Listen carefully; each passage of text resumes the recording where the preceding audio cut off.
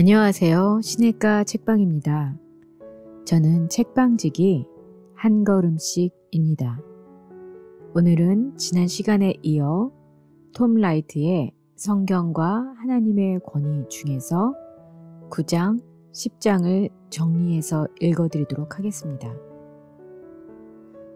안식일과 일부 일처제의 사례 연구를 통해 지금까지의 연구가 성경의 몇몇 구절을 단순하게 해석했음을 드러내고 이에 의의를 제기하는 데 초점을 맞추고 성경을 좀 더 성숙한 방식으로 읽고 하나님의 권위를 드러내는 진정한 도구로 여기는 방법으로 책 전체의 요지를 나타내고자 한다.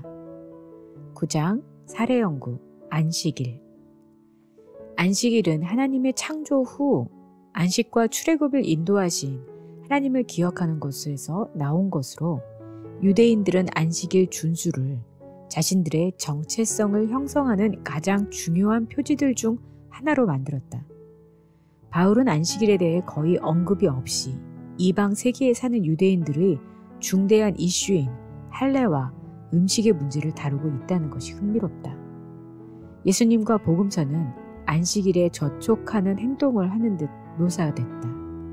현재 일요일을 지키는 기독교인들은 어떻게 유대인의 안식일인 토요일이 아닌 주의 첫날인 일요일을 지키고 있는가? 신약에 나타난 안식일에 대한 묘사는 일요일에 예배만 드리면 그 이후에는 다른 활동을 하는 것이 자유롭다는 해석이 가능한가? 구약 성경에서의 안식일. 창세기 2장 3절 창조 후 일곱째 날 쉬셨다는 것은 하나님께서 공간 물질과 함께 시간도 창조하시고 피조물은 그 자체 안에 일종의 리듬을 담고 있다는 것을 보여준다.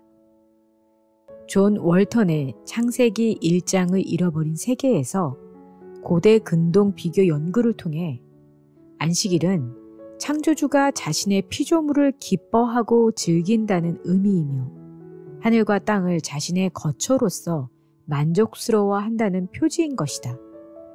창조가 완성되는 순간에 자신의 임재를 인간 남녀를 통해 이루는 방식과 수단이 되며 이들을 통해 나머지 창조 세계 가운데 생산적인 질서가 부여된다.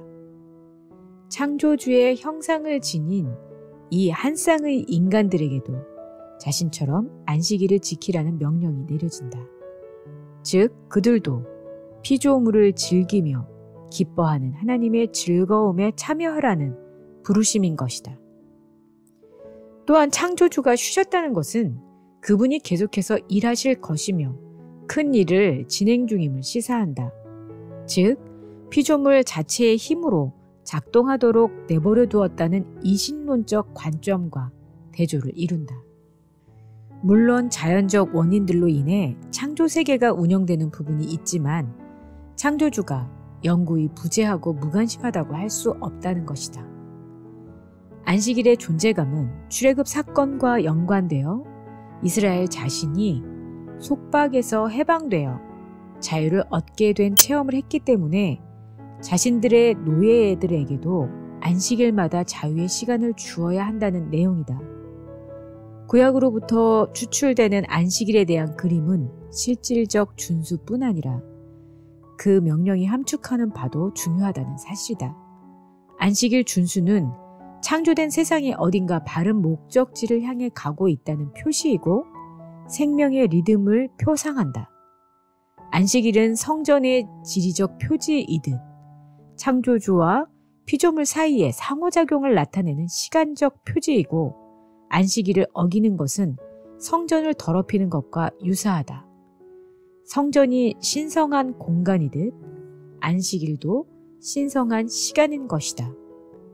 노예 해방일로서의 안식일은 새로운 초점으로 이동한다. 즉 안식일은 가난한 자들과 노예들, 동물까지 하나님의 정의와 돌봄의 표지가 되어야 한다는 주제이다. 가난하고 약한 자가 쉴 수 있는 기회인 것이다. 이는 희년이라는 주제를 탄생시킨다.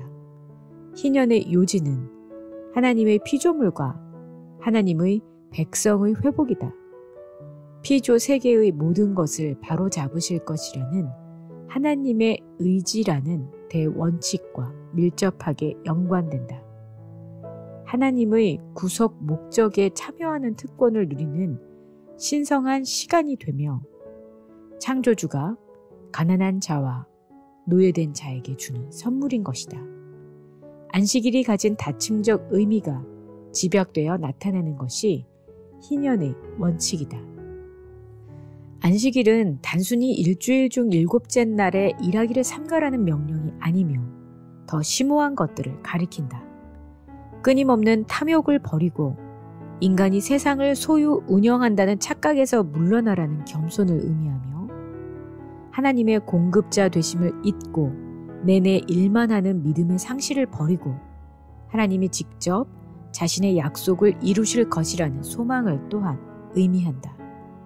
신약의 안식일 개념을 이해하려면 이 구약시대의 전체적인 풍부한 그림을 맹목적으로 순종해야 하는 법칙으로 축소하는 행위는 예수님과 바울이 실행한 전면적인 회복 안에서의 안식일의 진정한 의미를 오해하고 무시하게 하는 오류를 발생시키게 된다.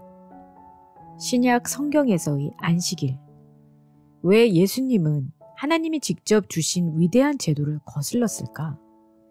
예수님은 안식일 제도 전체가 암시적으로 가리켜왔던 새 시대를 자신이 시작했다고 믿었다는 것이다. 성전에 대한 예수님의 행동과 상응한다.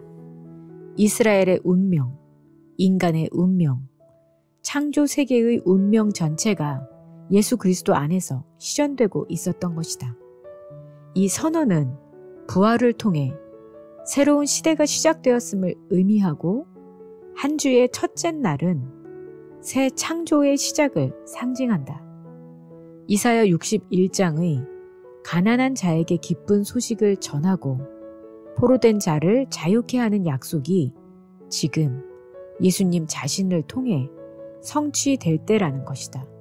궁극적 희년이 다다랐다는 것이다. 인자가 안식일의 주인이다 라고 했던 것 같이 편말에 불과한 안식일을 지키는 것이 그 성취의 시간을 마치 아직 때가 도래하지 않은 것으로 보이게 하는 어불성설이 되는 것이다.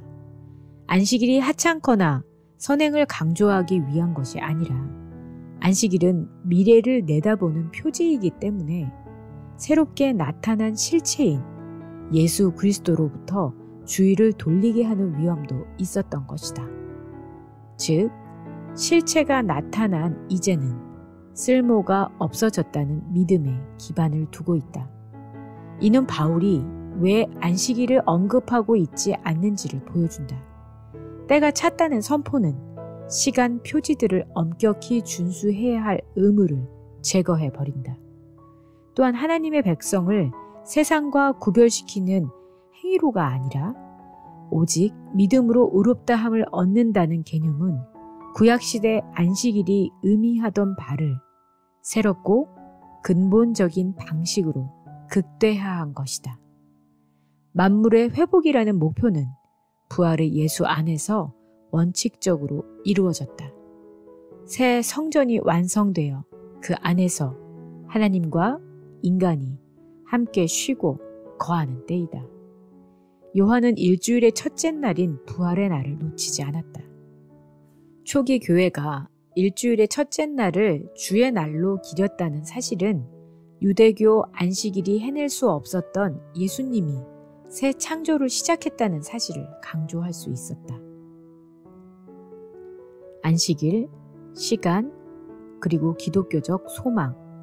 안식일이라는 옛 제도가 기독교 시대에 초월되었다고 말하는 것은 아니한 결론이다. 일요일이 새로운 기독교적 안식일이냐 아니냐에 관한 문제는 단순한 차원을 넘어 심오한 함축을 갖는다. 예수 안에서 이루어진 본질적 변혁, 예수님을 통해 발생했고 이후 성령 안에서 시공간 물질 자체의 구속과 변화에 직면하고 있는 우리는 옛 방식의 안식일 엄수주의로는 돌아갈 수 없는 것이다. 오늘날의 안식일. 십계명을 모두 받아들이는 상황에서 이 안식일의 준수에 상응하는 기독교적인 무언가가 있지 않을까? 하나님의 임재가 새로운 방식으로 나타난 이 시간을 가장 잘 표상할 수 있는 적합한 방법을 찾을 필요가 있다.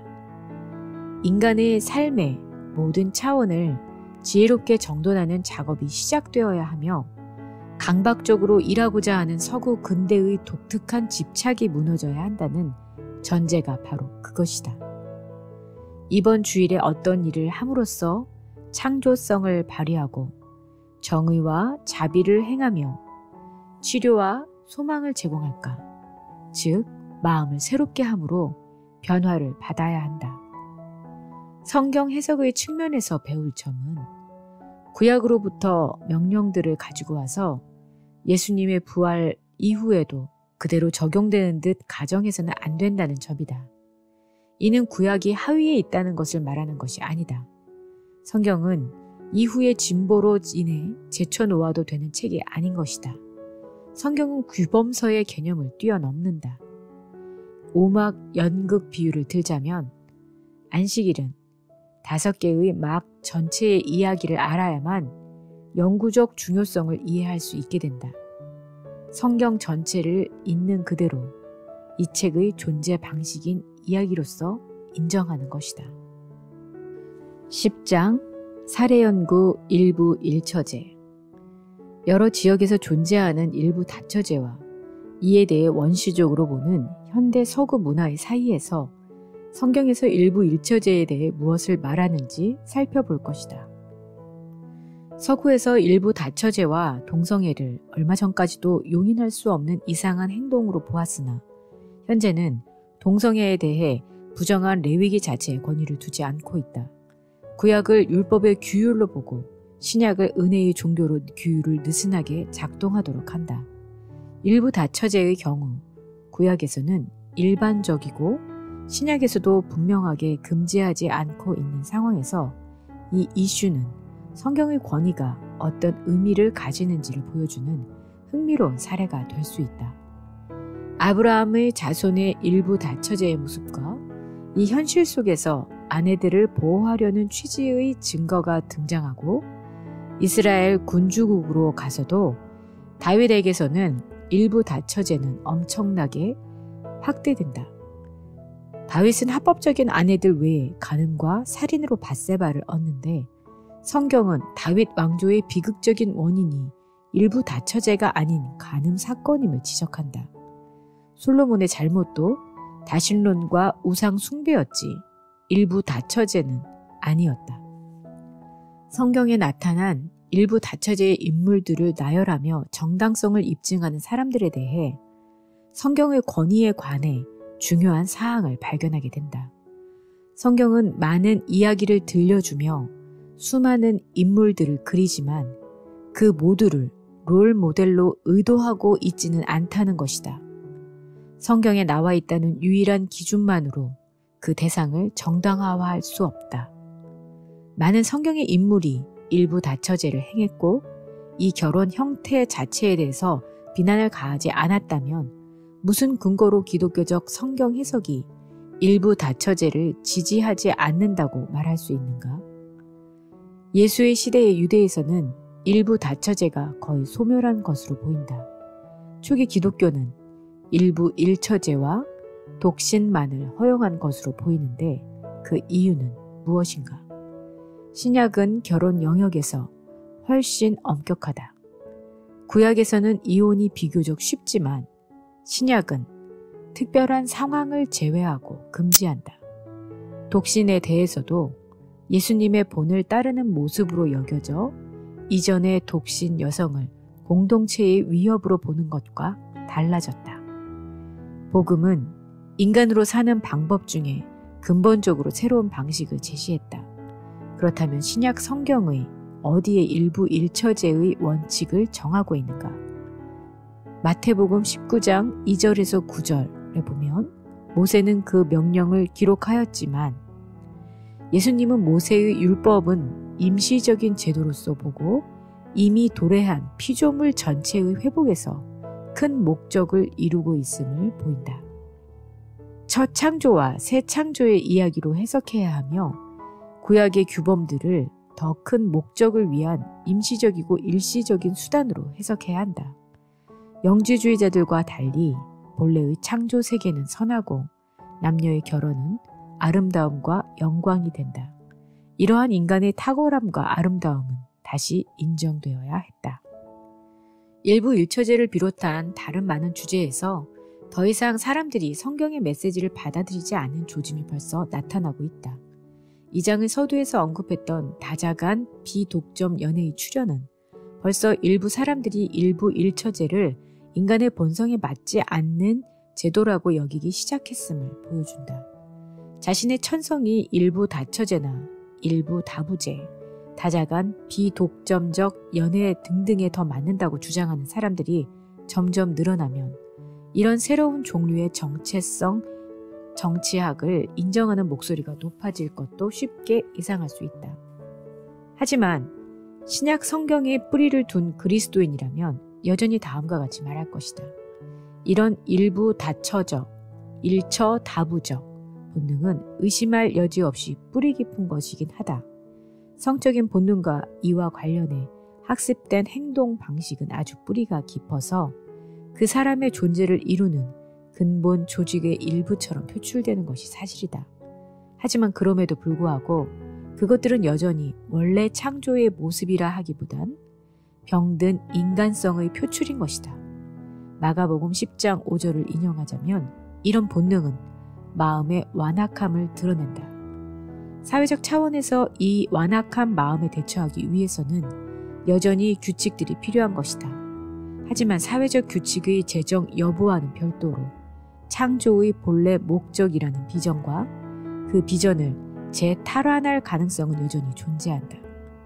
아마도 미래의 토론은 이러한 이론과 실제 사이에는 불편한 간극에 초점을 맞출 필요가 있을 것이다. 기독교 공동체에서든 더 넓게 비기독교 공동체에서든 관계없이 부부를 이룬 남녀와 독신의 심령 속에서 이 간극이 줄어들도록 말이다. 어쨌든 저변에 깔린 요지는 명확해야 한다. 즉, 기독교적 관점에서 볼 때 독신에 대한 유일한 결혼에 대안은 일부 일처제인 것이다. 지금까지 살펴본 내용으로부터 당신은 성경과 하나님의 권위와 관련해서 무엇을 배울 수 있었는가? 첫째, 지금까지 논의는 성경을 단순히 평면적으로 보아서는 안 되며 무엇인가가 성경에 등장한다는 이유만으로 그것의 타당성이 입증된다거나 심지어 고상해진다고 믿어서는 안 됨을 단호하게 증명해 주었다. 괴상망측한 내용의 웹사이트에서건 진지한 학문적 프로젝트에서건 성경에 나온다는 사실 하나만으로 모든 것이 정당성이 입증된다는 주장은 도전을 받아야 한다. 왜냐하면 성경이 우리에게 주어진 하나님의 책이라는 것을 부정해서가 아니라 하나님이 그 책을 주시면서 우리가 기도로 가득 차고 성령이 주는 지식으로 새로워진 지성을 사용하여 읽도록 의도하셨기 때문이다. 둘째, 다시 한번 성경을 여러 진행 단계를 지닌 이야기로 여러 개의 막으로 구성된 연극으로 이해해야 한다. 이야기 전체는 제3막에 도달하는 절정을 중심으로 해석되어야 하며 그 결과 뒤에 따르는 문제 해결과 최초의 프로젝트의 회복이 제5막에서 완성되는 것으로 이해되어야 한다. 그렇기 때문에 비록 성경 속에는 수많은 일부 다처제의 사례가 발견되고 일부 다처제를 실행한 인물 중에 하나님이 중요하게 사용하신 인물들도 있음에도 불구하고 우리는 예수님의 가르침과 더 나아가 창조 세계를 구원하고 회복하신 그의 사역에 근거하여 다음과 같이 주장할 수밖에 없다는 것이다.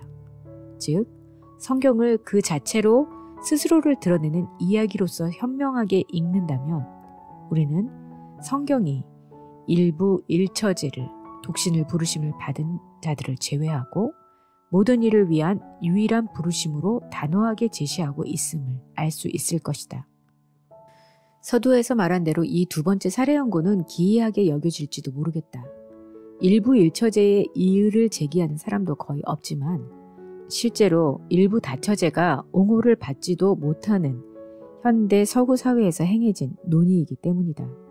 하지만 일부 다처제를 행하는 사람들이 자신들의 이론을 철저하게 연구하는 데 반해 우리는 어떻게 우리 입장을 성경의 권위를 기반으로 논증해야 하는지에 대해 잘 알지 못하는 실정이다.